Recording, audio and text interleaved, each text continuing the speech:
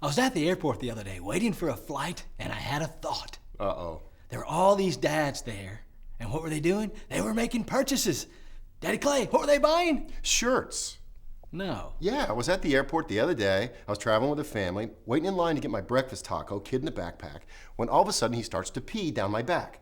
So I run into the gift shop and I buy the most expensive golf shirt I've ever bought in my life. I go back to the gate, I explain to my wife what happens, and she says to me, "It's only pee."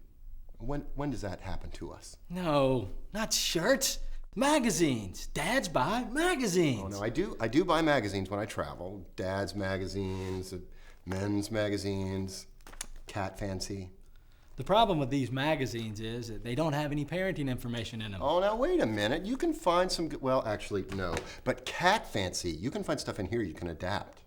Now, here at the DadLabs, we have a radical suggestion.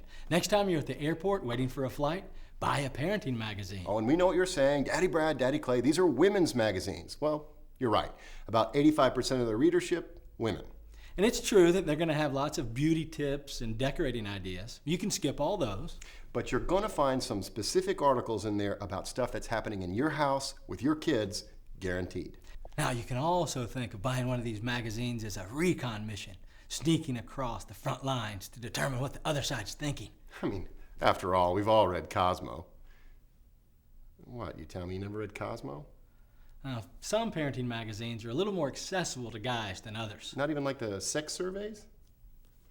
Family Fun, a Disney publication, it's all about arts and crafts, glue guns and fabric. If you can make the stuff in here, give us a call. We need your help. Now, parents and parenting have got a good bit in common. There's kind of a breezy, fast-paced editorial style here with lots of short, informative articles. Really good for reading on the can. And lots of earthy humor, which was kind of a surprise. And of course, the requisite dad columnist. Now, both of these magazines have great articles about child development stages, mostly toward the back. I really like the parenting article on learning styles and the parents article on homework. Now, Child magazine wins the award for featuring the most photographs with dads in them. Now, the editorial style here leans a little bit more towards design and hip new products to buy, a little bit less on the parenting tip side. Okay, you're at the airport bookstore. You grab your parenting magazine and you go up to the counter. Remember the first time you bought porn?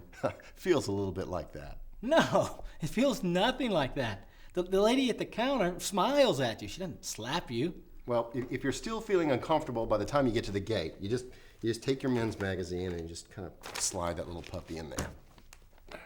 Don't be afraid of parenting magazines. I'm Daddy Brad. I'm Daddy Clay. Adios from the DadLabs. Take this here. You take the parenting magazine. Yeah, I like the articles. 7 sure ways to keep your child healthy.